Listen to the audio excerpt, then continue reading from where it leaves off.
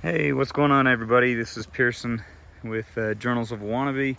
Just giving you an update on my Eden garden, the Eden theory.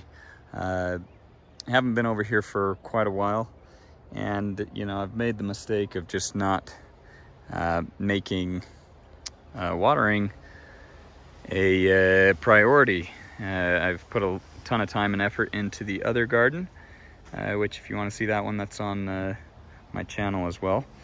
But this is the Eden theory, where I just let things go to seed and then seed themselves, and let things come up themselves. So as you can see here, I've got lettuces just kind of growing like crazy. This would be a black-seeded Simpson. I've got butter crunch lettuce in here, which is a little bit darker. This is black-seeded Simpson. Still looking good, but you can tell there's quite a few things that really are, they just didn't have water. We've got stuff that's bolting and going to seed, which is normal for this time of year where it's getting hot. But I mean, if I had water on these, they'd be taller, they'd be bolting properly, and I'd get more seed. Obviously, you get weeds all through here. This is garlic and garlic. I got garlics scattered through this whole thing. And I've got carrot coming up to seed, carrot seeds on the second year, so this will flower soon, and same with those carrots there. This is all cilantro right here, this white flower. So my cilantro is seeding. I planted cilantro here once, and now I'm getting cilantro every year. I've got onions that are going to seed. They should flower out here real soon, and I'll get onions that'll seed out and plant themselves, essentially. This is some onions that seeded out last year and just kind of started growing. So, it works great, works just fine for really low maintenance. I put down straw bedding one year around my potatoes, and now I've got wheat growing. So I've got patches of wheat in here. Not that I'm gonna be using a ton of wheat, but hey, I got some wheat that I can use. So that's the update here. Lesson learned.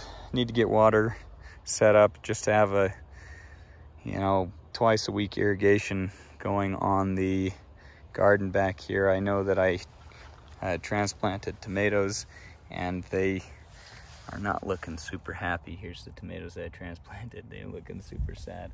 Check out that guy right there, super sad. This guy is looking okay, but he's been shaded out by these carrots. And he's closer to the grass, so the grass gets watered. So, I mean, it's, you live and learn, but I've just been focused on other things. Let's see what's going on back here real quick before I end this video.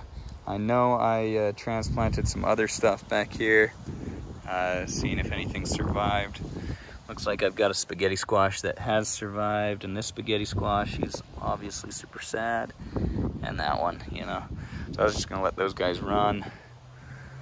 And when I transplant, I just take out the weeds.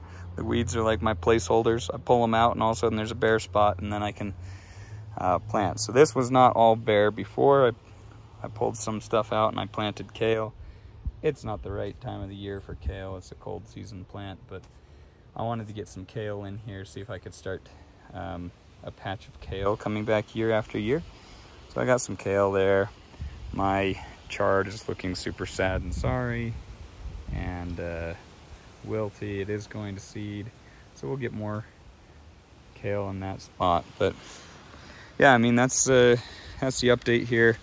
Now that I've watered, I'm gonna grab a few heads of lettuce out and use that for dinner. I'm sure the lettuce is not as tasty as it used to be.